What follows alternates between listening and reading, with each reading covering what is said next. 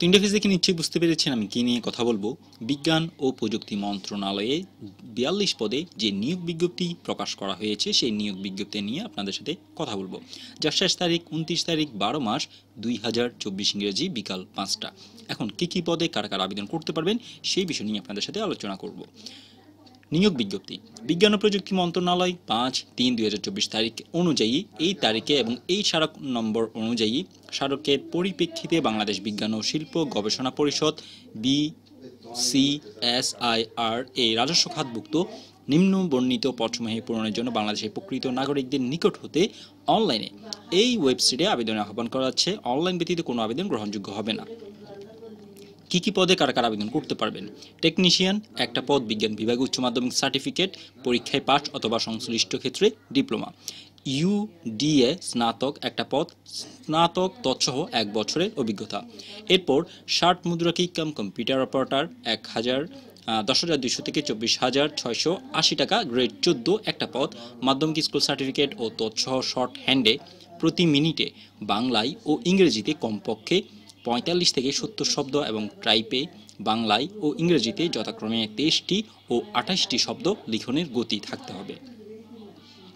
এরপর অফিস সহকারী computer মুদ্রাক্ষরিক grade 16 21টা পদ, মাধ্যমিক স্কুল সার্টিফিকেট ও তৎসহ ইংরেজি টাইপে মিনিটে 35 শব্দ এবং গতিসম্পন্ন ও বাংলায় 25 শব্দ লিখনের গতি থাকতে হবে। অনলাইন আবেদনের গ্রহণের শুরুর তারিখ বয়সসীমা 18 থেকে 32 বছর হবে, এর বাহিরে হবে না। এরপর ড্রাইভার 2টা পদ, কোনো স্বীকৃত বোর্ড হতে জুনিয়র স্কুল সার্টিফিকেট বা সমান পরীক্ষায় উত্তীর্ণ, হালকা গাড়ি চালানোর বৈধ ড্রাইভিং লাইসেন্স থাকতে হবে, আর অগ্রাধিকার থাকলে অবশ্যই আপনি চান্স পাবেন।